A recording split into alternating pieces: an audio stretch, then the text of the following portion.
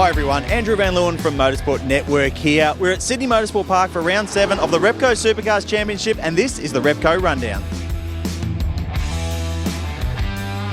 There's been an Aussie invasion in NASCAR recently, with Shane Van Gisbergen taking a sensational win on debut in the Cup Series in Chicago earlier this month. Now, one thing that really captured everyone's attention was his footwork. That was because he was doing heel and toe. It's a very traditional skill that racing drivers used to all have, no matter what category they competed in, but it's kind of dying out now in this age of left foot braking. In supercars, it lives on. So to tell us a bit more about heel and toe and why it's so important and how it works, we've got Thomas Randall sitting in his Castrol Mustang right now. Thomas, how are you today? I'm well, AVL, and yourself? I'm very well. You look very snug in there. Now, I want to just tell people about heel and toe, why it's so important. It's a bit of a dying art in motorsport around the world, but here in supercars it is still so important. Firstly, how does it actually work? So the concept behind heel toe, it's kind of in the name really. It's under braking, under downshifting. When we brake with our right foot, we're actually putting, let's say, 90% of our foot on the brake, and then when we downchange with our mechanical gear shifter still, which is fantastic, we actually blip the throttle with our right foot while also maintaining and modulating the brake pressure. And at the same time of doing that, we're using our left foot on the clutch to depress the clutch as we're downshifting. So as you said, it's a bit of a lost art, something that doesn't really get used in any other form of category or top level category around the world. We're one of the only top level categories that don't have an auto blip. We've still got the mechanical shifter.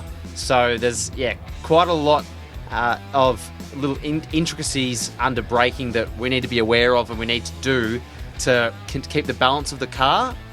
One really important thing about our cars is it's quite a lot of weight transfer. You know, we don't have a lot of downforce, and when we go from the throttle to the brake, when we're about to brake, that time from when you're getting off the throttle onto the brake, you're actually allowing the car or the front of the car to pitch down and put a bit of weight back on the front of the car before we brake. Whereas in categories that have much higher aero, whether it's Formula 1, GT3s, or prototype cars, when you're braking with your left foot, you're almost basically applying the brake as you're coming off the throttle. It's like an overlap, as we call it, and that can just minimise or reduce that time from coming off the throttle to the brake, so you can brake really late. But for us, we find that sort of technique in supercars doesn't really work. You're trying to ask for a lot of brake pressure when there's not a lot of weight on the front of the car or across the front axle. So it's really important when you set up your pedal box. Every driver's kind of different in terms of a bit of an overlap of, you might have the throttle at an offset to the brake, so that when you apply that brake pressure, when you're at sort of a peak brake pressure, your foot's in a really good position to blip the throttle.